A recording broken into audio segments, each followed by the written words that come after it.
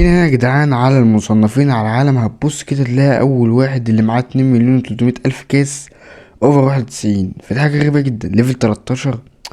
ازاي واحد زي ده يعني مصنف على اللعبة؟ هل هو لاعب للدرجة دي؟ هتبص تلاقي تشكيلته سون، اللي هو المجاني ده، وفالفيردي ولاعيبة الريال لعبة تعبانة جدا. طيب هل ده طبيعي؟ لا. بص يا معلم، من الاخر ده هاكر وبيجيبوا برنامج وبتاع.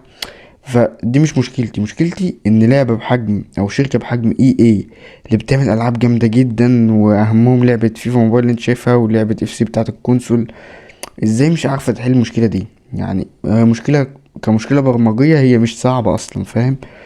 يعني ازاي يا جدعان؟ يعني هل انتوا مثلا مش قادرين توصلوا لهم، ولا دي اكونتات من اللعبة نفسها، ولا الناس دي دافعة اللعبة؟ يعني انت لو بصيت تلاقي المصنفين هتلاقي واحد اوفر 106، فاهم؟ ليفل 54، فده ممكن نقول اللي هو لعيب. واحد ليفل اوفر 102 بس ليفل 84.